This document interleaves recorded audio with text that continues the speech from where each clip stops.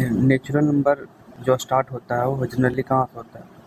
1 से होता है। 1 2 3 4 5 6 डॉट ऐसे ऐसे करते इन्फिनाइट तक जाएगा। ठीक है।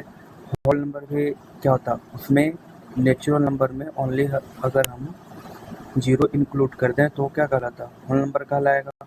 ठीक है। तो इसमें एक चीज़ देख रहे हैं कि जितने भी नेचुरल नंबर है ना, वो होल नंबर में क्या हो रहे हैं? इंक्लूड हो रहे हैं। ठीक है। और उसके आगे बढ़ते हैं तो इसका मतलब ये कह सकते हैं कि जितने भी नेचुरल नंबर होते हैं वो सब क्या होते हैं?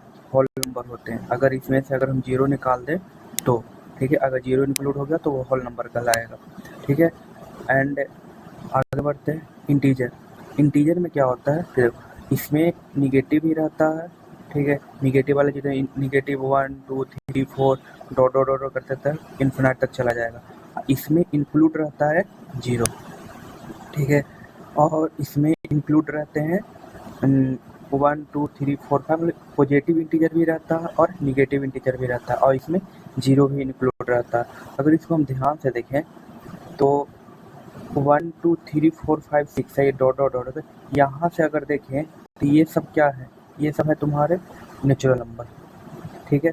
अगर जीरो को इंक्लूड कर दें तो 0 को अगर इंक्लूड कर दें साथ में ना, तो ये पूरा कहलाएगा क्या? Whole number. ठीक है। मतलब कह सकते हैं कि जितने भी नेचुरल नंबर हैं वो सब क्या होते हैं? इंटीजर होते हैं। और जितने भी होल नंबर हैं वो सब क्या होते हैं? वो सब इंटीजर होते हैं। ठीक है। और इंटीजर में एक ध्यान रखना है कि इसमें निगेटिव भी हो सकता है, 0 भी हो सकता है और पॉजिटिव वाला भी हो सकता है। ठीक है। अब आता है हमारा रेशनल नंबर। ठीक है ना। रेशनल नंबर के बारे में जानते हैं कि जो पी बाई क्यू को फॉर्म है, जहाँ क्यू इज इक्वल नॉट क्या रहना चाहिए? 0 रहना चाहिए। मतलब अगर हम किसी भी नंबर में अगर 0 से डिवाइड देते हैं तो उसका वैल्यू हमेशा इन्फिनाइट आता है। ठीक है। तो इसमें जो पी बाई क्यू को फॉर्म है, तो यहाँ पर जैसे देख सकते हैं 4/5 हो गया, 6/7 हो गया, ये सब नंबर होते हैं। ठीक है। अगर देखिए ऊपर वाले जितने भी नंबर है, चाहे नेचुरल नंबर है, चाहे होल नंबर है, चाहे इंटीजर है, सबको हम पी बाई क्यू के फॉर्म में क्या कर सकते हैं? लिख सकते हैं। जैसे अगर मान लो कि हम 0 को उठाएं तो 0 बाई इसको हम क्या लिख सकते हैं? 1। तो हम मेरा क्या है? पी बाई क्यू के फॉर्म में रहना चाहिए, जहाँ q is equal to not 0 रहना चाहिए। इसका मतलब कि यहाँ पर q is equal to not 0, इसका मतलब कि 0 भी क्या होगा? एक रेशनल नंबर होगा। इस तरह से अगर देखा जाए कोई भी नंबर उठा लो, चाहे -4, तो -4 को हम क्या कर सकते हैं? -4/1 लिखना है, 1 लिख सकते हैं। तो जहाँ q is equal to not 0, तो ये भी क्या है? मतलब रेशनल नंबर है। तो मतलब कोई भी रेशनल नंबर हो सकता है। मतलब नेचुरल जितने भी नेचुरल नंबर है सब रेशनल नंबर है। होल नंबर जितने भी है सब क्या है? रेशनल नंबर है। जितने भी इंटीजर है, चाहे निगेटिव वाला हो, चाहे 0 हो, चाहे पॉजिटिव वाला हो, सब क्या है? मतलब रेशनल नंबर है। ठीक है। अब आगे बढ़ते हैं। तो ये इसमें ना सीक्वेंस याद रखना, नीचे से लेकर कहाँ तक? मतलब ऊपर से लेकर नीचे तक।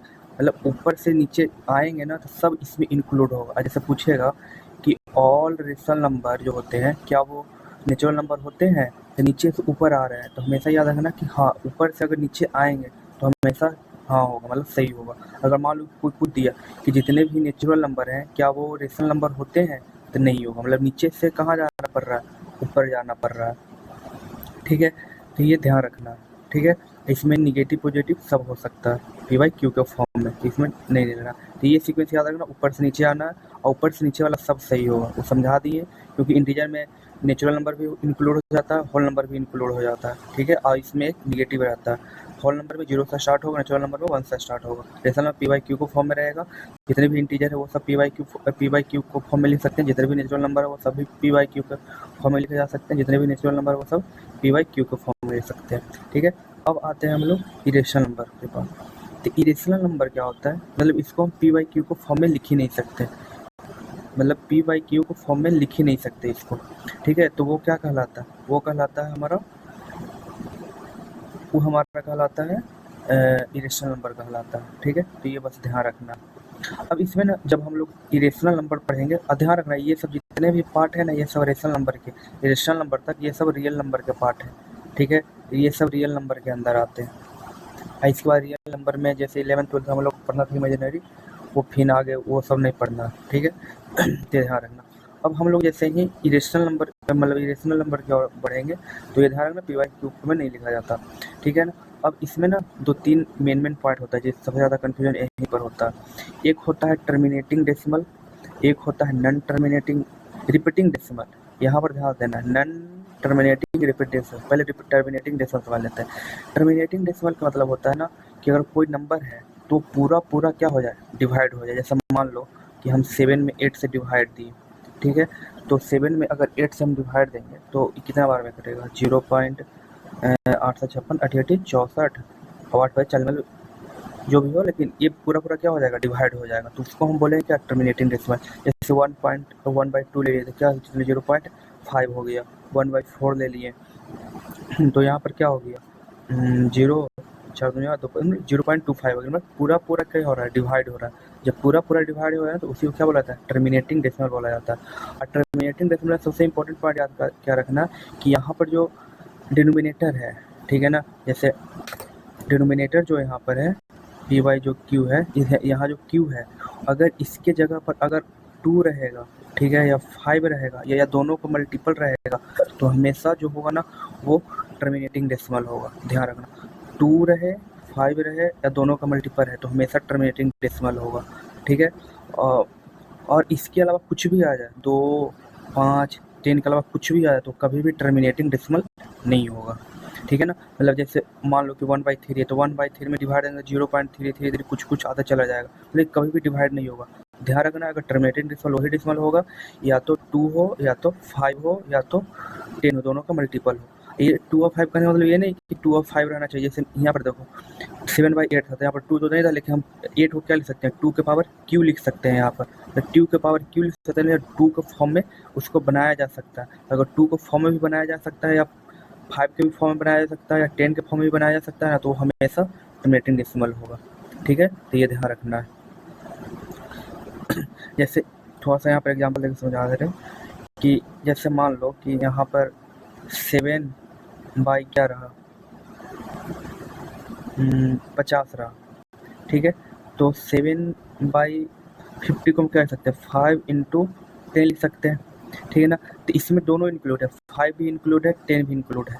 तो अभी बताए, ठीक है ना, कि अगर कोई टर्मिनेटिंग डेसिमल है तो उसमें 2 भी रहना चाहिए 5 भी रहना चाहिए और दोनों का मल्टीपल रहना चाहिए। यहाँ तो दोनों है, 5 और 10 दोनों है, तो ये क्या होगा, हमेशा टर्मिनेटिंग डेसिमल होगा, ठीक है ना। तो इसमें ज़्यादा डिवाइड देकर देखना नहीं है, बस यहाँ देखो कि 2 है 5 है और 10 है, अगर ये दोनों सब रह गया तो समझना कि हमेशा वो क्या कहलाएगा, टर्मिनेटिंग डेसिमल कहलाएगा। और जैसे मान लो कि यहाँ पर रहा 9/16 रहा, 16 मान लो मतलब 80 रहा, ठीक है, 80 मान लेते हैं कि डिवाइड है, मतलब टर्मिनेटिंग है कि नहीं है, ठीक है ना। तो यहाँ पर ध्यान से देखेंगे तो 9 बाई क्या लिख सकते हैं इसको, 2 के पावर क्यू मल्टीप्लाई क्या लिख सकते हैं, मतलब यहाँ पर 10 लिख सकते हैं।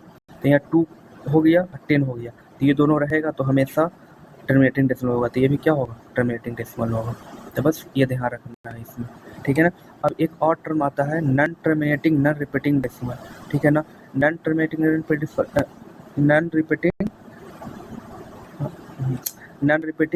Non terminating repeating decimal. यहाँ पर एक टर्म है कि नॉन टर्मिनेटिंग रिपीटिंग डेसिमल, यहाँ पर रिपीटिंग लगा हुआ है, ठीक है ना, यहाँ पर क्या लगा हुआ है, रिपीटिंग लगा हुआ है, ठीक है ना।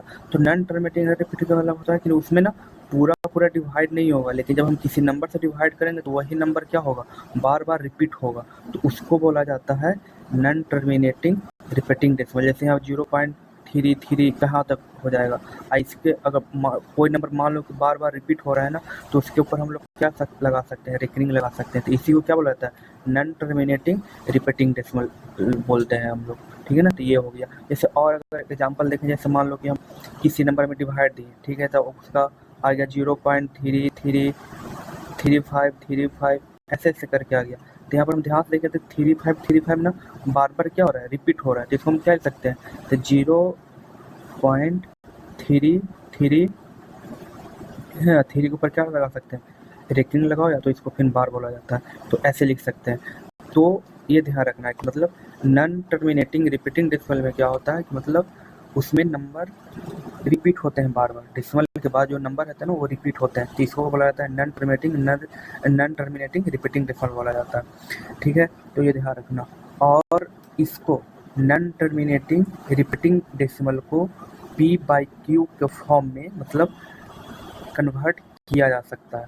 तो ध्यान रखना है, इसमें कन्फ्यूजन होगा कि जो नॉन टर्मिनेटिंग रिपीटेड डेसिमल होता है ना, वो रेशनल नंबर भी होता है, क्योंकि इसको हम p/q को फॉर्म में क्या कर सकते हैं, बदल सकते हैं। ठीक है ना, तो ये ध्यान रखना। इसको बदलने के लिए बाद में वीडियो बता देंगे। ठीक, बस ये ध्यान रखो कि जो नॉन टर्मिनेटिंग रिपीटिंग डेसिमल होता है उसको p/q के रूप में हम लोग कन्वर्ट कर सकते हैं। एक और वर्ड आता है non terminating non repeating decimal. ठीक है ना, ये तो सबसे पहला नॉन टर्मिनेटिंग वाले कटेगा नहीं, ठीक है ना, और साथ में रिपीट भी नहीं होगा। जैसे इसमें तो रिपीट हो रहा था, कट भले नहीं, टर्मिनेटिंग भले नहीं हो रहा था, लेकिन इसमें रिपीट हो रहा था, लेकिन इसमें रिपीट भी नहीं होगा। जैसे अगर हम √2 का वैल्यू देखें तो 412 करके कुछ आता है, 1.73 करके आता है √3 का। तो इसको डिवाइड दे चलो, कहीं भी डिविजिबल नहीं होगा, कहीं भी हमेशा नॉन रिपीटिंग रहेगा, हमेशा दूसरा नंबर आएगा। तो उसको क्या बोला जाता है, उसको बोला जाता है non terminating non repeating decimal बोला जाता है। ठीक है, तो ये ध्यान रखना है इसमें। और ये जो non terminating non repeating decimal होते हैं ना, इसमें जितने भी रूट के अंदर जिसका हम लोग परफेक्ट वैल्यू नहीं निकाल सकते ना, वो इसके अंदर आते हैं। तो ये कंसेप्ट याद रखना, आगे और फिर बताते हैं।